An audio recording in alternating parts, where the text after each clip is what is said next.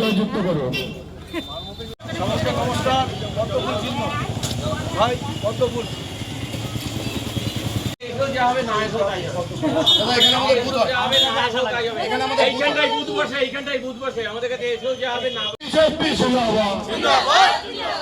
এই ভোটে ভোট দেবেন কোনখানে? এই বিধানসভা নির্বাচনে মা বোনেরা 3000 টাকা অন্নপূর্ণা ভান্ডার পেতে বেকার ভাই পদ্মফুল ছাড়া উপায় নেই। ঠিক আছে,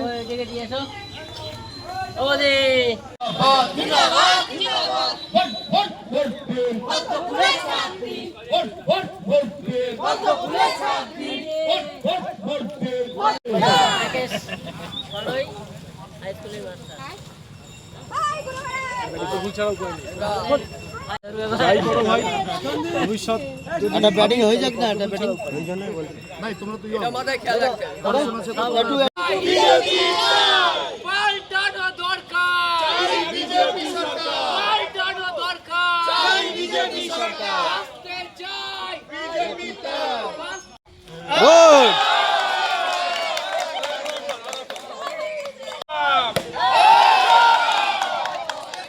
ঠিক আছে ঠিক আছে ঠিক আছে যাই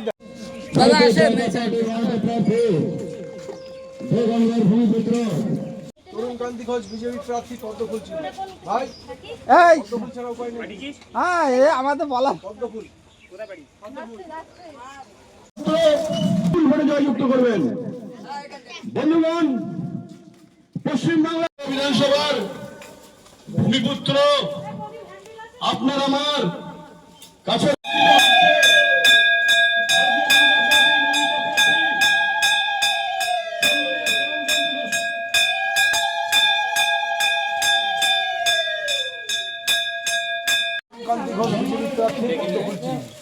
পদ্মফুল ছাড়া উপায় নেই, ছাড়া উপায় নেই।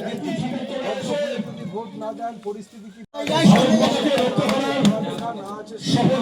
না আছে স্বাস্থ্য, কিছুই নেই।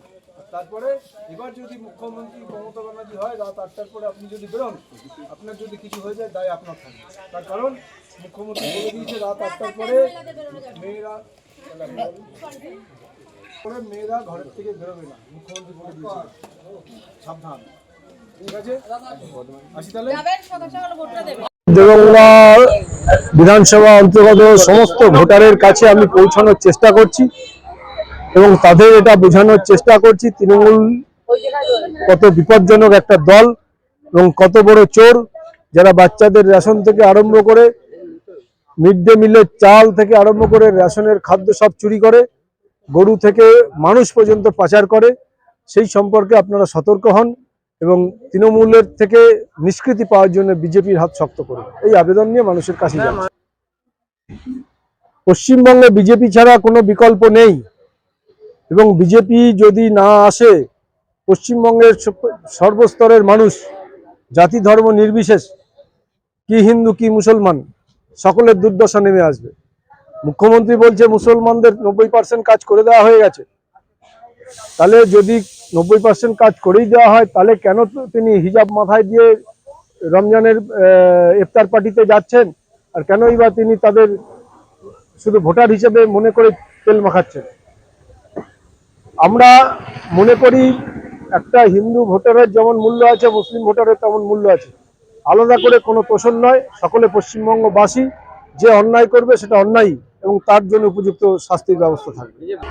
পশ্চিমবঙ্গের সার্বিক উন্নয়ন, কাটমানি থেকে নিষ্কৃতি, মহিলাদের অবাধ বিচরণ, যেখানে রাত 8টার পরে ঘর থেকে বেরোনো যাবে না এরকম কোনো ফতোয়া থাকবে না, এবং শিক্ষা থেকে স্বাস্থ্য থেকে প্রশাসন সর্বস্তরে যেন একদম কোনো রকম দুর্নীতি না থাকে।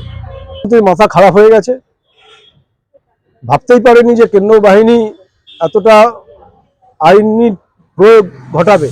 উনি ভেবেছিলেন যে বিগত দিনে যেভাবে ভোট করেছেন মেরে ধরে প্রাণহানি করে এবারও তাই করবেন, কিন্তু কেন্দ্রীয় নির্বাচন কমিশন যা পদক্ষেপ নিচ্ছে, আর তারপরে গরম পড়ছে দিদির এবং দিদির ভাইপোর, টোটাল টিমের মাথা খারাপ হয়ে গেছে। ডিএমরা টোটালি মিসগাইড করেছে কেন্দ্রীয় বাহিনীকে, এবং গন্ডগোল যখন হয়েছে তখন তাদেরকে সঠিক স্থানে নিয়ে যাওয়া হয়নি। ভোট পরবর্তী হিংসা যখন শুরু হয়েছে, দিদিমণি বারবার বলেছিল আমার হাতে প্রশাসন নেই, কেন্দ্রীয় বাহিনী হাতে রয়েছে, 2 মাস পরেও ছিল, কিন্তু কেন্দ্রীয় বাহিনীকে কোনো কাজে নামানো হয়নি।